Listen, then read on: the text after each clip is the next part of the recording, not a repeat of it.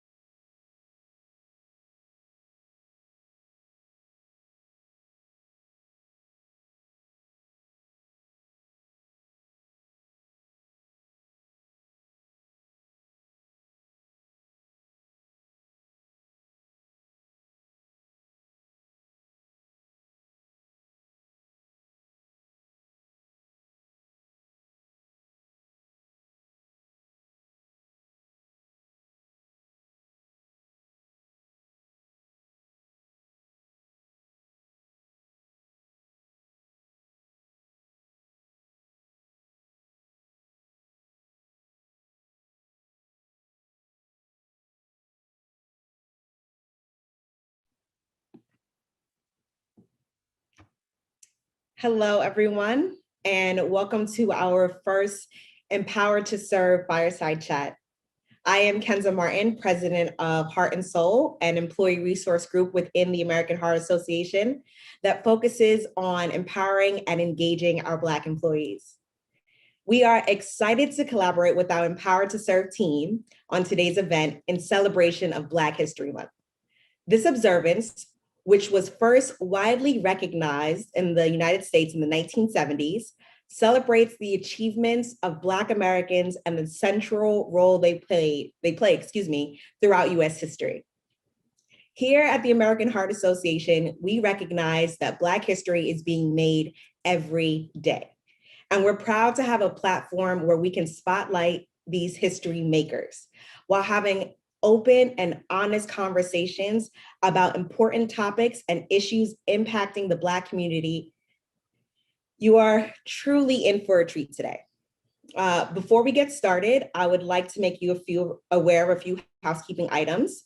First, please be sure to share this live event now on all of your social media channels. This is a public event that's open to all, so share the love. And secondly, we want to make sure to capture your feedback and address any questions you have throughout this event.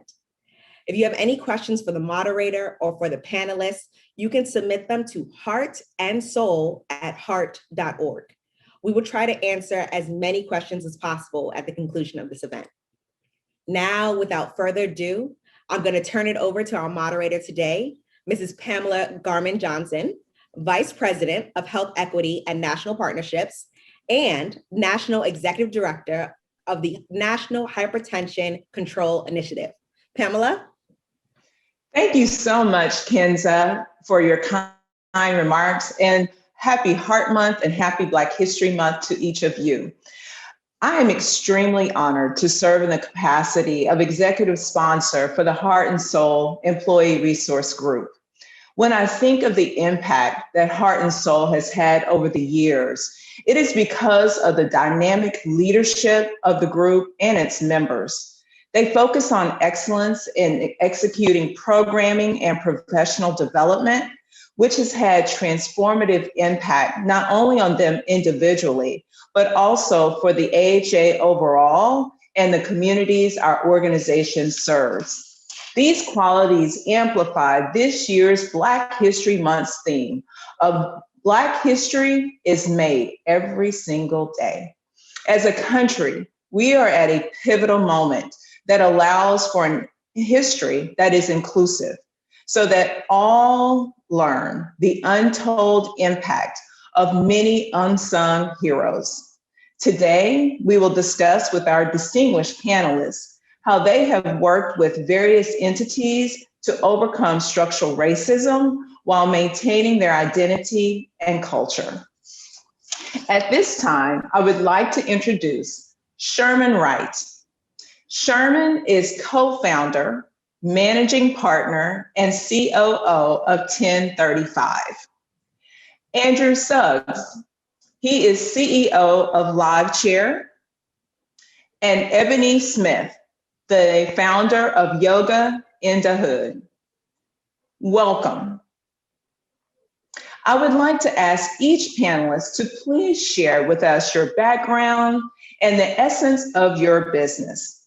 Ebony, since you are the female, the lonely female that is on the panel today, we will start with you. Thank you, awesome one. Again, my name is Ebony Smith, AKA the Ghetto Guru, and I'm the founder of Yoga in the Hood, which is an organization dedicated to making wellness accessible to everybody.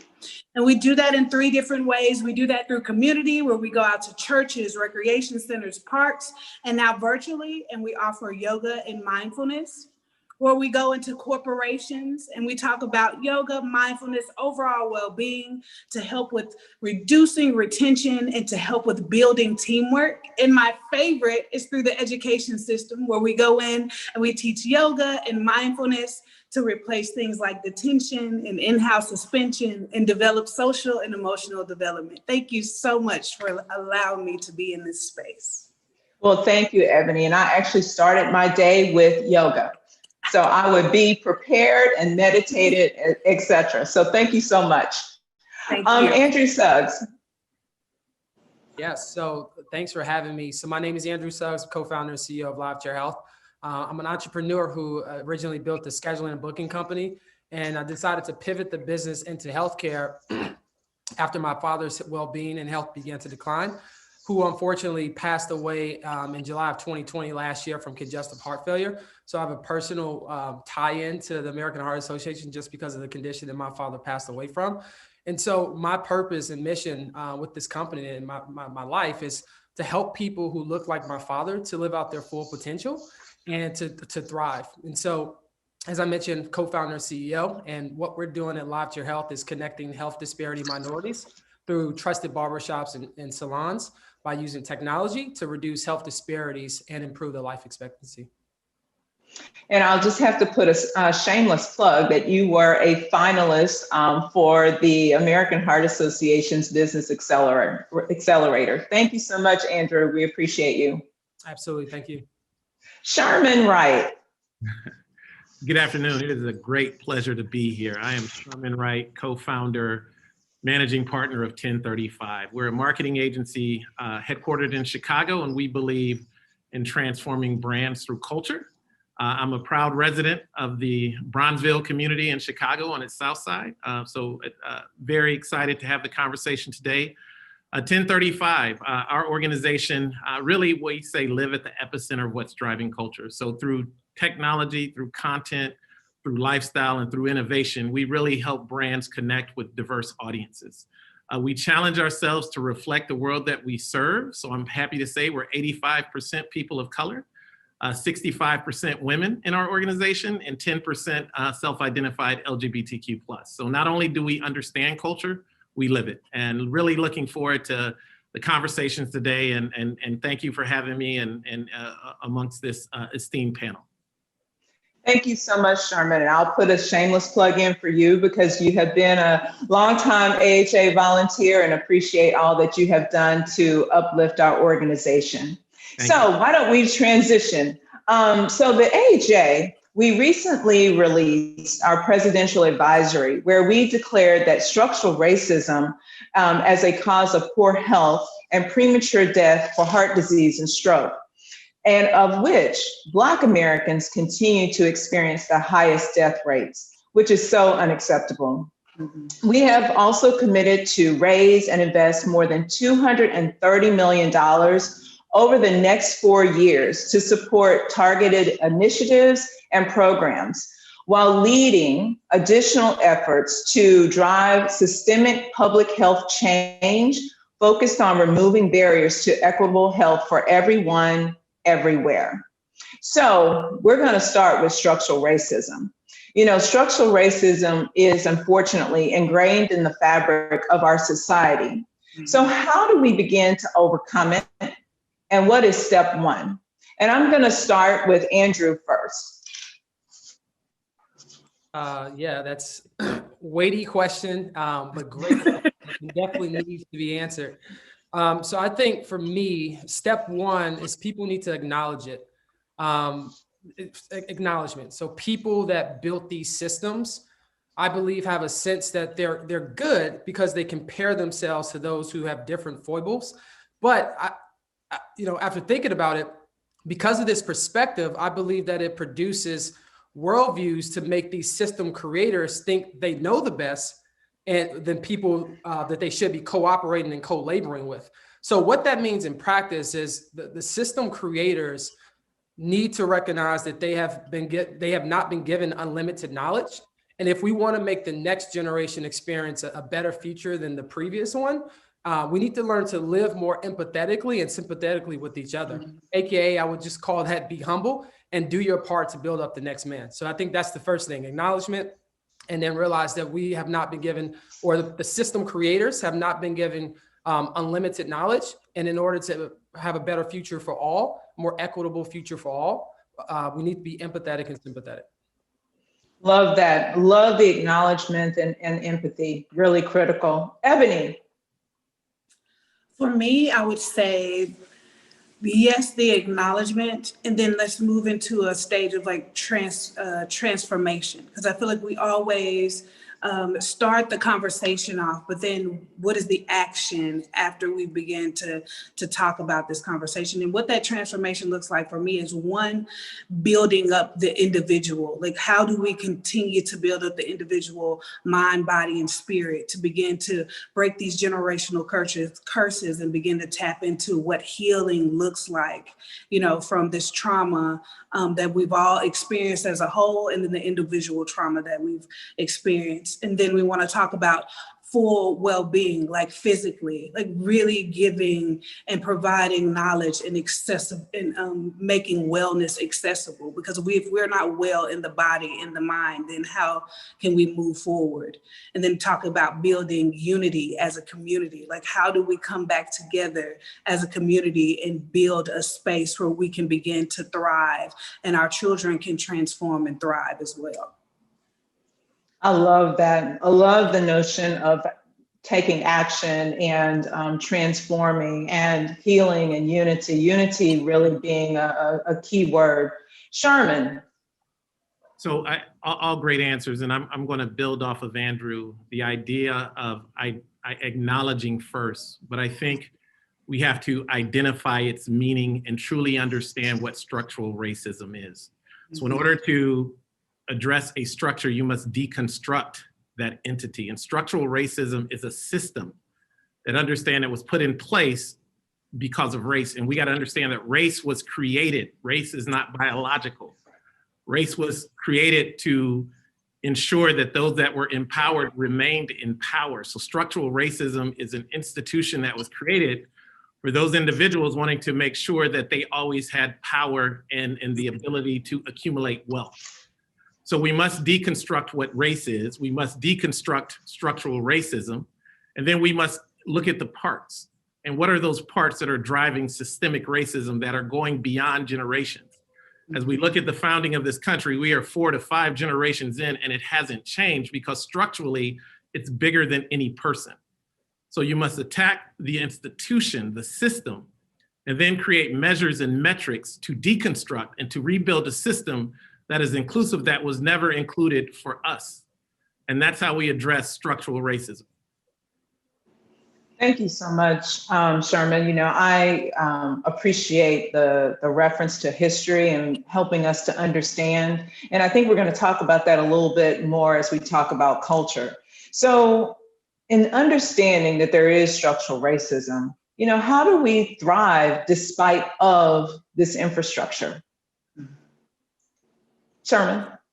Well, just building on that, and I think it was shared earlier, this idea of community and this idea that as individuals, as they say within a chain, we're only as strong as our weakest link.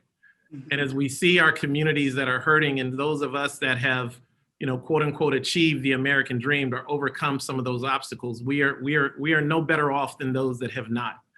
And I think that there needs to be some level of unity within the community. And as they say, a rising tide lifts all boats. We have to go to our weakest, our most vulnerable parts of our community and start at the foundation. So we have to build foundation to strive, because without any kind of structure or foundation, we saw that with COVID. The reason why our neighborhoods and communities were ravaged is because we had fragility and the infrastructure of our community. So until we build those infrastructures and build that foundation, we'll never really strive collectively. We may have individual success, but until we build up that foundation, we're always going to be vulnerable.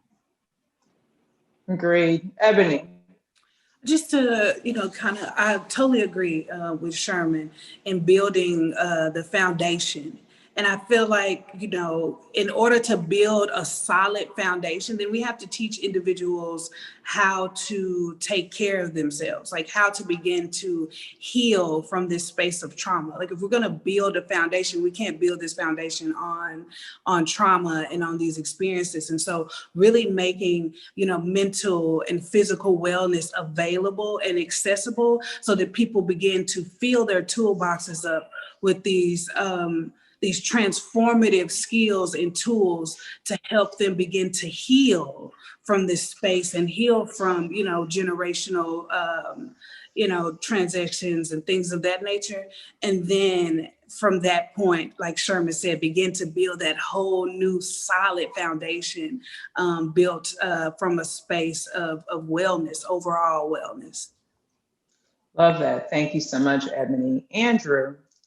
Yes, I would just echo what these esteemed panelists have shared, in that we have to deconstruct the system, but I would take it one step further and say that first we need to recognize that the world is fallen. I mean, if I'm being quite honest, and that we will have challenges in this life. But me personally, and what I advertise to my mentees is don't wallow in those challenges, or you may miss opportunities to thrive. So one thing I pride myself on is saying that I'm only responsible for how I respond to the issues that confront me, not why they confront me. Now, why they confront me definitely needs to be addressed, but specifically addressing the question around how do we thrive is to respond differently to what confronts you.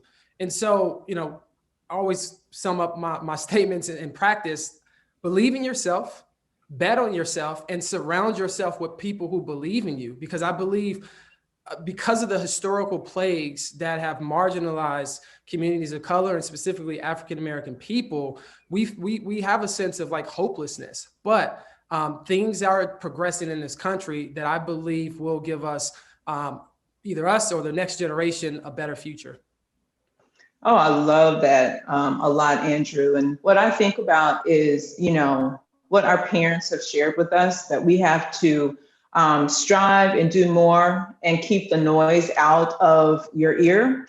And that is really reflective of who you surround yourself with. And so there is always opportunity in adversity. And I think that having that mindset really helps us as a community. So we're going to talk a little bit about culture. And, you know, culture is really directly associated with structural racism. You know, oftentimes a person's or a group of people may be stereotyped just because of how they speak, the music that they listen to, where they live, their customs, etc. But and even how they live their lives. You know, if they have a lot of people that live in their home, a multi-generational versus those that, live alone, all of that is critiqued in our society. But we understand that maintaining one's culture is really important to preserve the rituals of our culture. And we're able to celebrate our differences. And so my question focuses on the reality that multicultural is now the general audience. And a lot of people don't really speak about that, but it really is. So consumers tend to gravitate toward Black culture, at least to the trends, regardless if it's hair, music, whatever the fashion, tend to gravitate toward that. But they really do struggle to acknowledge the Black injustices.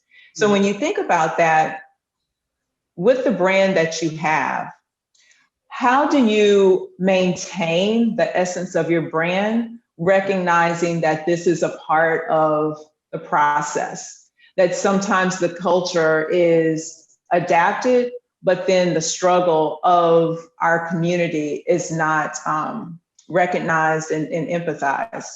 And I'm going to start with Sherman with that, just because of his agency, because this is what he works in every single day.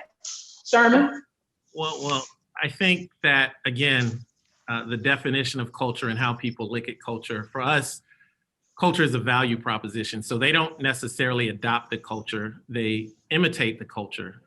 They may steal the culture, but they don't value the culture. So if you don't value the culture, you can't be of the culture.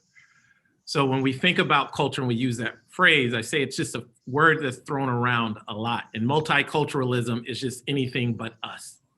So when you think of the population of general market, they created multicultural, saying all the other things that we don't value or we don't identify, it's just multiple of those. So I don't even identify as multicultural, because actually at the end of the day, everybody's multicultural because we all have different shared values. There's a yoga culture. There is an education culture. There's a health and beauty culture that you see people from different backgrounds that are attracted to it because they value what yoga means. Ebony brought yoga culture to her community because she could blend the cultures of those that identify in yoga as health and wellness, and then those identify, as she says, in the hood. Yeah. That's going to look different than it does look in a very affluent area. But the principles of yoga are the same, of breathing and oneness and self-healing. So that's universal culture. That's a universal truth. And I think the idea behind this is when you start to deconstruct culture and what it means, and you said it, Pam, yourself, there's more similarities than differences, but we see differences and we don't understand how to value those similarities. So I feel like the reason why culture is misused is because we didn't break it down to the shared values, and we took it from an optical standpoint. And how do I monetize things that entertain me? You got to understand that we were also entertainers. So our culture is more of entertainment than a value culture of difference and understanding. So it's a weighted question, way too much to get into, but I think the idea of understanding culture as a value proposition, when you meet me from a value perspective, it changes the conversation. Yeah. Really great answer. And Ebony, I would love for you to bring that forward with yoga. I love that question. When I heard it, it just made me excited inside. Definitely, with piggybacking off of what Sherman said, like, you have to be able to understand what the value of the culture is. But going back when I started practicing yoga 10 years ago and I created Yoga in the Hood, like, there was no culture around yoga as it's coming out now. And so to bring that into a space where people not only didn't understand yoga, but had different, understanding and connotations of who it was for, because it's shaped around this idea that wellness is somehow a luxury and not a human right. And being able to go into those spaces and translate what wellness means, it had to be, this level of translation, because what mindfulness and what wellness looks like in our communities, it doesn't look the same in their communities. And so being able to go into that space and translate what wellness looks like, and then give you tools to be able to adapt that into your life is transformative on that level. But then going into these, white spaces, wellness spaces, being the only one out of thousands of wellness practitioners that is Black, that is whatever they want to call heavy set. I call it super sexy, but whatever, analogy you would like to use with it. But going into those spaces and with my head held high and being able to unwrap what the value of the culture is such a powerful thing, and something that we have to continue to do because we as a people understand the value. And so when we get into those spaces where they brought us into these spaces because culture is cool, we need to use those opportunities to explain what the culture is and how it is a value in our lives. And if you're going to imitate it, value for yours as well. I love that, Ebony. Well stated. Thank you. Andrew? Yeah, so Pam, I want to make sure I address the question specifically. Can you ask the question again for me, please?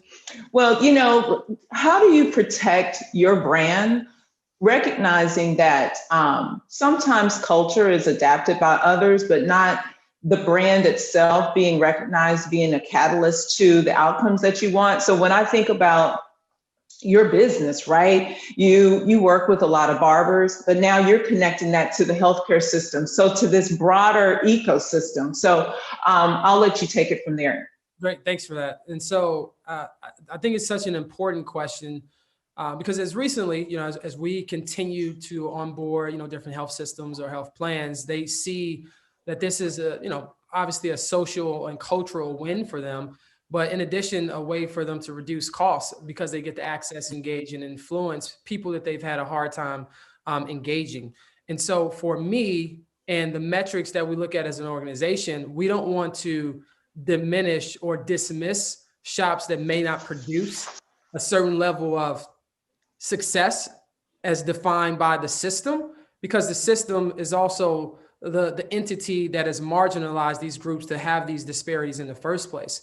So as an example, if there's one shop that is producing, X amount of success, whatever that success is defined as for them, and this shop is not, well, we have to realize that we're going to stay on mission and we're not going to leave anyone behind. So regardless of the success that the system may deem like that's a successful shop, we understand that the health disparities might be in the shops that are less successful. So staying on mission and reiterating the purpose of what are we doing, right? Are we about lip service, or are we actually about moving the needle to address health disparities and these plagues? And a lot of time, if I'm just being completely transparent, I think a lot of stuff sounds good, but to my sister's point earlier, to quote Marshawn Lynch, a lot of people are not about that action. Mm-hmm.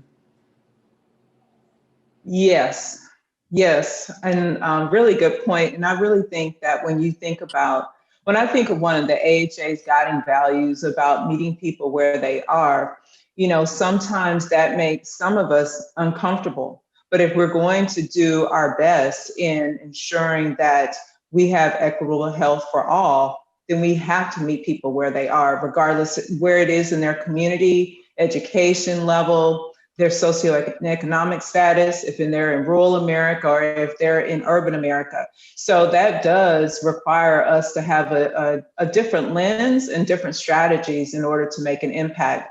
Well, we're going to talk a little bit more about having a Black-owned business and being an entrepreneur. And so, there's been a lot of Black-owned businesses that have sold their companies to large corporations. And so take, for instance, like Essence or some of the healthcare, hair care companies. So when you think about your business, how are you going to create a legacy? What does that look like for you? And I will start with Ebony. Oh, wow. I think I have to stick with it. I'm not opposed to, if that works best for your business, kind of selling it off, to expand into whatever other space that you're into. I'm all for that. But for me, I have to be able to stick with it. And as I grow, the legacy is being reflected within my children as they watch me continue to build something from absolutely nothing. And they get the knowledge and the understanding that if I can do it, that they are more than capable of doing so. I think that right there begins to start that legacy. And then to move into a space where we're going into communities and teaching individuals how to begin to transform their lives from the inside out, that you don't have to stand and wait for somebody to come and rescue you, but you have whatever it is that you need right there inside of you, and supporting individuals, families, communities in that transformation. Then we're building legacy within communities and within families, and continuing to go into corporations and help them build ethical standards, help them build value that is inclusive of all, and teaching them how to team up and move forward, not just in what is popular and in business, but move forward in their values and transform in that kind of space. That is how I myself and Yoga in the Hood will continue to move for the culture and will continue to build legacy in all spaces. Love it. Andrew. Yeah, that's a great question. I'm a man of faith, and I believe that a good man leaves an inheritance for his children's children. So in order to do that, we have to create businesses and services that bring economic flourishing. And so I wake up every day sensing that, or believing that this work, one, is redemptive, and because it's redemptive and we're going to serve so many people, that then the money will follow. So creating legacy, and for my family and for other people that look like me, is one, building a business so that economically the money and the resources are there to pour back into the community, and also build up the next Suggs, whoever that person may be. The second thing, just more tangibly, is pursuing the right acquirers. So if you do sell your business, pursue the right acquirers who won't think or won't leave the mission or think about the mission as an afterthought, but they will continue the mission. Because in technology, a lot of times you need capital just to scale and reach a broader audience. And so there's ramifications that come with taking that capital, but you can take capital from the right parties that believe in the mission, that won't look at the mission as an afterthought, or stack rank profits over mission. So I think seeking out the right acquirers, and then the right board as well. So picking the right board that believes in that mission, that will literally, maybe be more flexible on when they need a return on their money, right? Because a lot of times, specifically in my space, in technology and just in venture capital, depending on what investor you take on, they have a short timeline when they want their money to be returned. But, one of the things that Live Chair Health has been diligent about is being mindful of the investors that we bring on board. Because, for all my entrepreneurs out there, specifically if you're taking venture capital, the board and those investors will steer the direction of the company. So be mindful who you, co-labor with. Excellent. And Sherman? Yes, all great answers. I have a little different perspective on legacy. I really don't care about my legacy because I live in the now. And so for me, it's more about what can I do now versus what's going to happen when I'm gone. And what I love about now is I have a platform that I mentioned that our company is 85% people colored, probably 60% are African-American, and a split between African-American men and women. And I can give them an opportunity to make really good money, but more importantly, come in an environment that's going to nurture them for a better tomorrow. Over the years, I've employed a lot of people who've worked with me and gone on to become CMOs, going on to become founders of their own businesses, going on to have amazing careers that I was just a pit stop in this incredible journey of life that they're on. To me, that's a legacy. When I look at LinkedIn and I look at former employees and seeing what they're doing, and they're doing amazing things, that's legacy.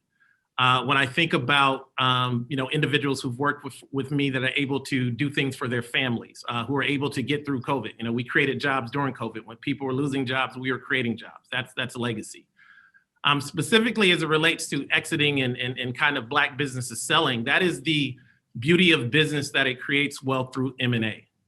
We just haven't been doing it long enough, and we've had so few that we try to hold on. But as an entrepreneur and as anybody, if you had a chance to exit, to create wealth, when you look at philanthropy, it's from people exiting their businesses, going public. The reason why we have, Pritzker Foundations or Kellogg's or all of these companies is because people sold their businesses or created wealth that is sustainable. That's not about them doing their business. It's about the impact that their business had. So to me, legacy is through successful exits.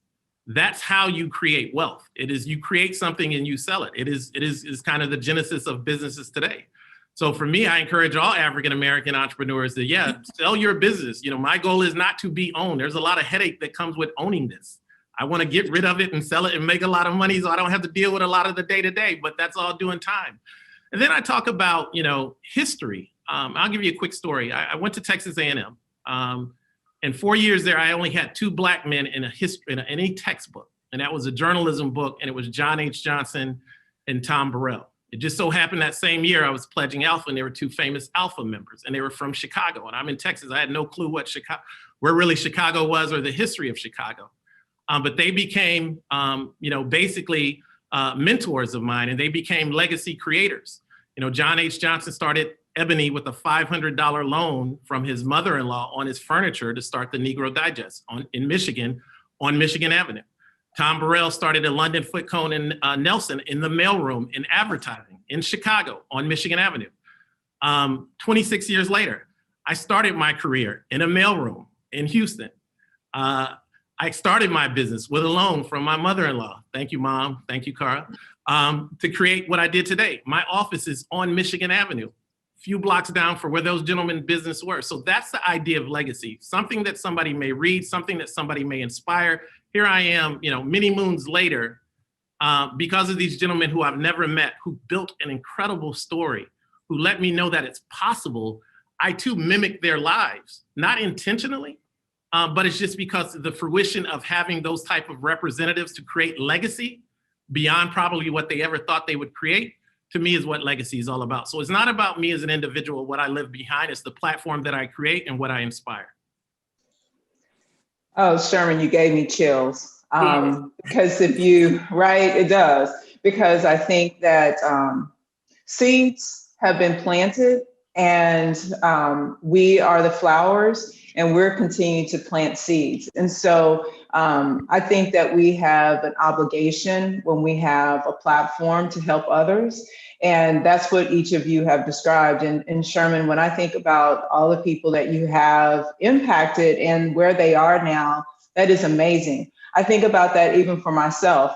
They may have come in through the organization, maybe through me, but then where they are now, it just makes me so proud. And, quote, you're a pit stop. Yeah, you're there for a certain amount of time, and then you can go ahead and flourish. And so I think that really bodes well for the next question. You set it up very well for me because it talks about the African proverb of each one, teach one. And, that actually originated in the US during slavery. And so, when one of us learned how to read and write, we taught others, right? So whatever we learn, we pass that on to others. And I think that's even more important today. Even when we kind of live in a more selfish, society, because it's all about me. If you think about even social media, it's always about me, or maybe who I might be associated with, but it's still the lens is back on yourself. So how do we become a resource for others? And how do we create that support system for others? And so that we can be more impactful and have more economic stability for our communities. So for you, what does collaboration look like? And why is it really important? Andrew? Yeah, I'll start with that. So I think first we, at Live Chair Health, we go where the people congregate. So, we're leveraging the unique social trust found in barbershops and hair salons. And just as an aside, just a quick story. So before Live Chair Health, we were Live Chair and focused exclusively on reservation software for barbers. But then, as I mentioned earlier, my father's health began to decline. And I asked, why I asked questions like why, and became a health researcher alongside my co-founder, Dr. Peter Blair, who presented me with the ideal of, going to where people are by using the tool with the audience that we're already engaged in. And so we had a light bulb moment that, if the system didn't do a good job of accessing our community and providing these resources, who did? And so we got a light bulb, and it's almost if a mirror dropped from the sky, and we're just like staring us in the face, like you are, right? And so that led us to the pivot into Live Chair Health. And then we participated in the Empower to Serve Business Accelerator. So to your question around collaboration, you can go much farther if you collaborate and co-labor with people than if you do it alone.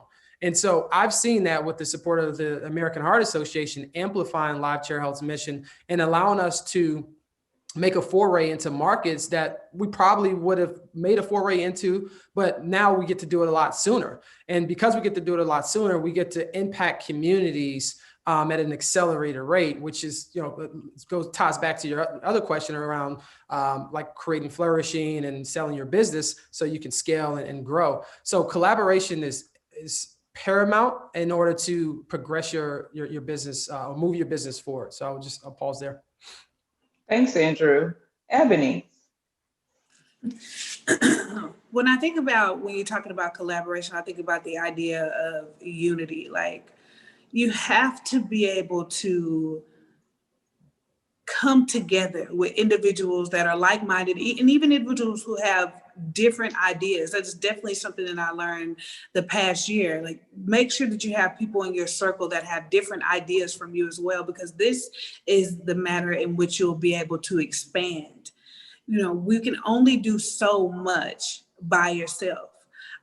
When I first started out, kind of teaching yoga, and we started transitioning into the schools, it was this thing like I wanted to create after school programs where we would go in and we would teach the students, yoga and mindfulness and tools to help them, develop socially and emotionally. But then in the latter part of that, it kind of dawned on me, like, why are we not teaching the educators these techniques? One, so they can use them on themselves, so they can reduce stress and anxiety, so they can become the greatest version of themselves for the students that they're serving. But then they're the ones who are in contact with the students on a daily basis, all day long, who can really model what it looks like to be socially and emotionally developed.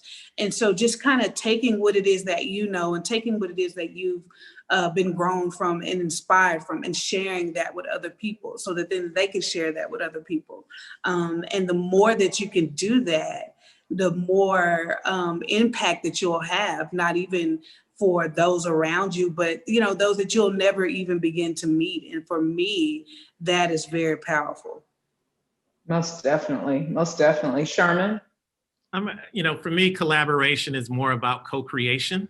And there's this evolution of this practice called design thinking, which started in the military and used by a lot of engineers. And it's a systemic approach to problem solving. So it's you get a group of individuals together, you deconstruct the problem, you come together with solutions as a team to solve the problem. And I think we're always in a solution-oriented mode. I think that's, while this is a Black History Month call, it's you using design thinking, pulling individuals, asking a series of questions, and we're going to gather all of the information to date, along with the audience and the questions.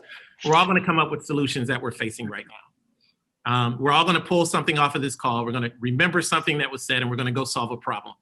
That's what collaboration is. This is collaboration. We collaborate every day. Scientifically, it's proven that when groups of people get together, especially diverse groups of people, businesses thrive, solutions get fixed a lot faster, and we see more positive outcomes. So for me, collaboration is key. And what I do now is I try to identify other organizations who are maybe at an earlier stage in their journey than myself and say, what can I bring to the table? But more importantly, what can I learn from them? Currently we're working with two companies. One, a shameless plug for my people, Rise Strategy and Tara Cooper out of Chicago, PR firm, doing amazing work. SNR Creative outside of Houston, smart young sister running that business, growing. I'm looking for them to say, hey, help me be better. Help me become a better organization. In return, there's a lot of benefits that I can bring to the table as somebody that's more advanced, but you have things that I could never achieve. You have people that think differently, do things differently. So for me, co-creation and collaboration is really about being solution oriented to have a greater impact. Most definitely.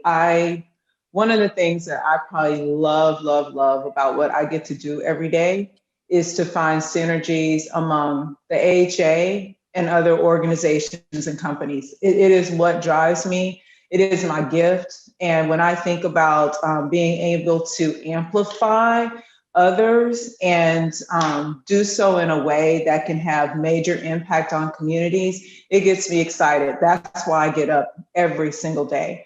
And you all are such an example of having a different journey to becoming entrepreneurs. You have different thought processes that really help to influence and impact how we are thinking about how we can make a difference in our communities. And so my last question really has to do with sponsorship and mentorship, and that's really what is so transformative. And so it goes along with collaboration, but then there's always the person or persons that open the door for you. That's the game changer. It changes the entire trajectory of your life, of the wherewithal of your business. And so I will give this one to Ebony first to talk about mentorship and sponsorship.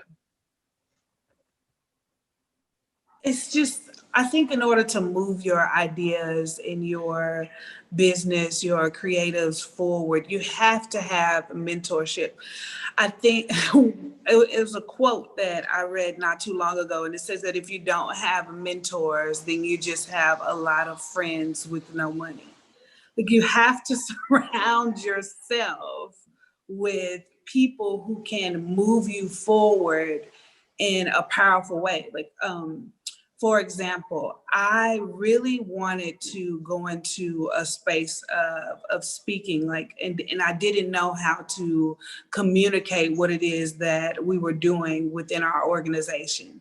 And so I was able to find an amazing mentor, which, like you said, catapulted me into a completely different space, but then taught me to be able to communicate my ideas and thoughts, which is, it's invaluable. You cannot put a price on that. And so when we're talking about people that are mentors and bringing people into your life to help to upheave you into, your next space in life, it's vital. I don't think that I could do what it is that I'm doing and have the reach and be able to expand without those mentors and, sponsors like United Way and Adidas and Walmart, like, just to move us into a space that people would never even been able to see us, or Yoga in the Hood, or have access to wellness if we didn't have those individuals in our lives. So it's paramount. Like, it's a must. You have to have it. Awesome. Andrew. Yeah, I think for me, I live by this quote: "There's safety in a multitude of counselors." So you need people that's going to tell you the truth and be honest with you in order to grow, right? Imagine if you don't have those people in your circle. Imagine having a health coach. You go to the gym and they say, "You're not going to sweat today. You're not going to feel any pain, any tension. It's going to be lovely, and you can eat Tootsie Rolls the entire time," right? Like, it's probably not a good health coach. And so you need people that's going to be honest with you, but also that's going to love you, be empathetic and sympathetic with you, that you can confide in so that you can grow. And so, I have a vetting process on mentors and counselors if anyone wants that framework. But I would say that first, and then sponsorship. So paying it forward. And so I joined the same fraternity as Mr. Sherman here, and there's many programs that I'm personally involved in. My chapter in Philadelphia, when I used to live there, is called Alpha Kings. And so it was this guy who was, single parent home, 4 kids in the house. I met his mom several times, doing the best that they could. And I just noticed something about him in our after school program. And I said, you know what, I'm going to, the kids are picking on him, laughing at him. And so that was in 4th grade. I've been with him ever since. He's now a sophomore in high school. He's an A student. You know, he's playing football, he's thriving, he's reading, he's doing these things that, you know, people were making fun of him just 6-7 years ago, and now he's thriving. So I think the onus is on us that succeed to devote not only our resources but our time, because the next generation needs our time and needs our experiences in order to flourish. I love that. Oh, I do too. Sherman? No, I agree with that. And I tell people I take a very different strategic approach. I say, who's on your board of directors? Because I don't believe one person can fulfill every need.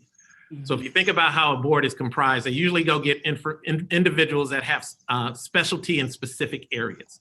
So you usually have governance, you have legal, you have finance. Now you're getting diversity, equity, inclusion, and some of these others. So what's going to make this company the most successful to get the brightest minds around to come and help us problem solve? And that's what a mentorship is all about, getting the brightest minds around you to help solve problems.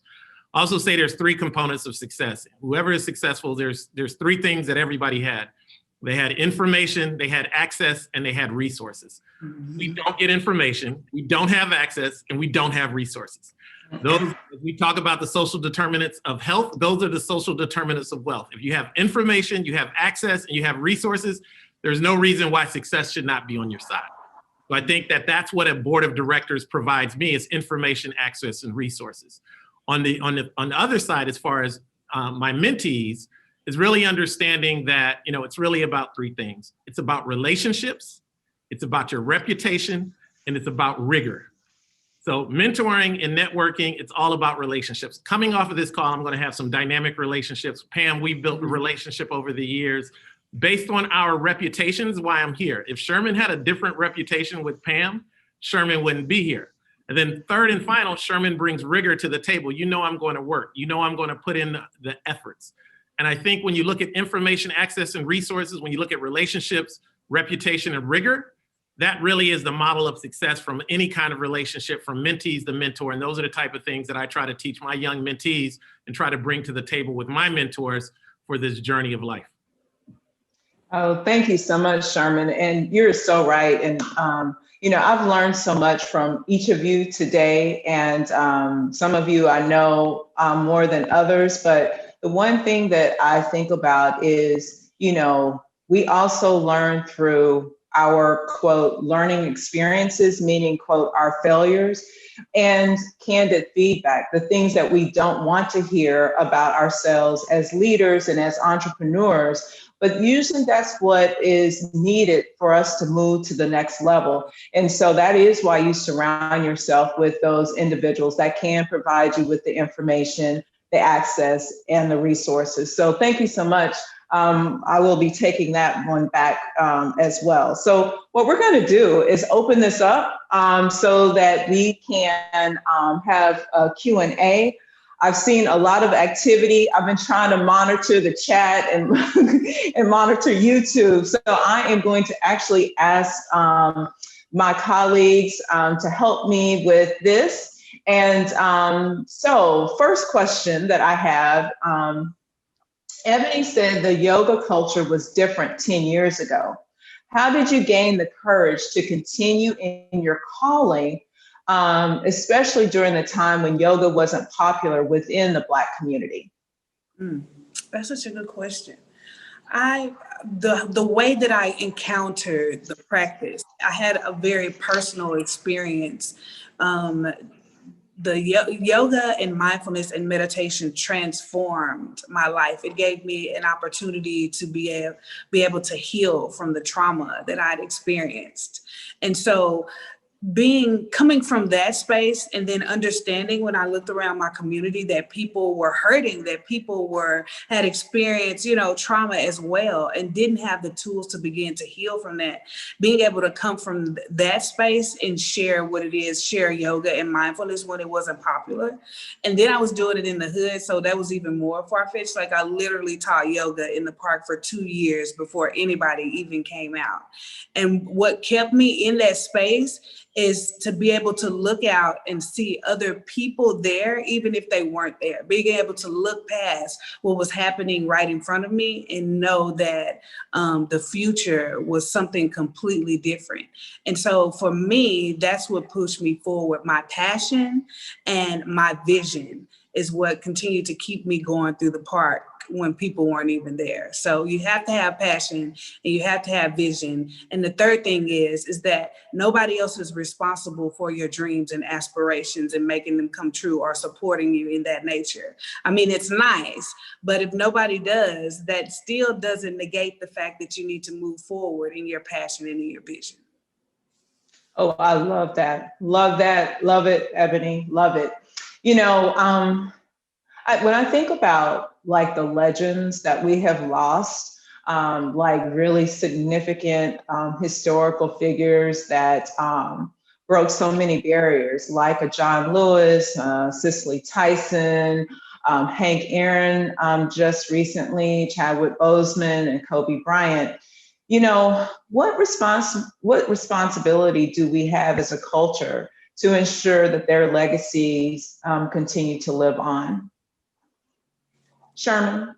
You know, I think, you know, again, I'm all for legacy of being in the moment, and what they stood for and their actions continue to do the work. All of those individuals were hard workers. And I go back to this word rigor. You think, and self-sacrifice. You know, one thing about Kobe Bryant, towards the latter part of his career, he became a champion for, you know, the WNBA and equity and equality in basketball. And, you know, seeing that come to life through his daughter, who, you know, unfortunately, who passed with them. So do not continue to stop the fight for women's equality and equity in the NBA. You know, Cicely Tyson was a long-term activist. You know, Chadwick Boseman, the same. So to me, it's important that we live their legacy through our actions versus the memories of their greatness. Agreed. Andrew? I don't know if I can follow that brilliant response, but I will just say, again, just continuing to implement the actions and the programs that they've built and just take it to the next level. So whether that's, you know, supporting, you know, women's sports, whether that's being involved in the community and devoting your resources and your time, like, you know, Kobe did, like Hank Aaron, right? Hank Aaron was a model citizen in the community of Atlanta, Georgia. And so a lot of people looked up to those people. And I think also I do believe in telling their story so that the younger generation will understand, you know, that there are people in various industries that have helped get you to where you are now, or where you can potentially be. So just reiterating that message as well to the younger generation, I think, is something that we can help continue to further their legacy. Appreciate that. You know, one of the things, I'm not sure if everyone heard, but we lost Mary Wilson yesterday. She passed away unexpectedly. But when I even think about some of the historical figures, the Heart Association worked in collaboration with the Mary Wilson, with the King family, with the Cicely Tyson, like with all of them. Like I personally, along with some of my other colleagues, got to work directly with them on really raising awareness around our community. And so when I think about, we still have to carry the torch around how do we address the social determinants of health and the injustices and addressing structural racism so that we can have longevity for everyone, because we know that the disparities exist. And so I'm going to close out with the last question before I turn this back over to Kenza Martin. And that is, dealing with structural racism is very heavy and it's stressful. And so what are your suggestions for managing your mental health and stress during these times? And I'll just give everybody like 15, 20 seconds. Ooh, my first one is take care of yourself. Like, it's not like a self-care day. It's every day. Do something to take care of yourself, whether it's yoga, whether it's running, whether it's reading, polishing your nails. The better you take care of yourself and love yourself, the better you can take care and love everybody else around you. I'll just jump in quickly. Realize that you shouldn't define yourself by what you do or your accomplishments, The thing about it is the greatest among us have accomplished things many of us couldn't fathom or dream of, yet we always hear of stories of people being unfulfilled. So, put simply, don't chase the win, chase purpose. And building on that, I think, especially as it deals with racism, just practicing forgiveness and letting things go. Because if you watch the news, if you watch, what's going on in our communities, living on the south side of Chicago, you're just angry all the time. So you have to practice I have to practice forgiveness, and I have to let things go to have peace. And I think that's the biggest thing, peace of mind. So well stated. And all I can say is thank you so much for agreeing to be a part of this panel. Just an amazing discussion. And I can see that from our chat on YouTube. So thank you so much. And at this point, I'm going to turn it back over to the president of Heart and Soul, Kenza Martin. Thank you so much, Pamela. This really, really was a truly very engaging discussion. I have quotes written down for days from what our three panelists were saying, so thank you so much. I would like to sincerely say we appreciate our panelists for joining, our moderator, and to all of you who were able to tune in and make this such a success. Thank you so much. Replay of today's presentation will be available online. Please be sure to share this with your social network or just anyone in your network. You can also stay connected and follow us on social media pages to stay up to date with any future events. Please save the date for our Empowered Black Women and Wellbeing Roundtable discussion. That will be taking place on February 25th at 7 p.m. I hope everyone has a wonderful rest of your day, and thank you so much again for joining us.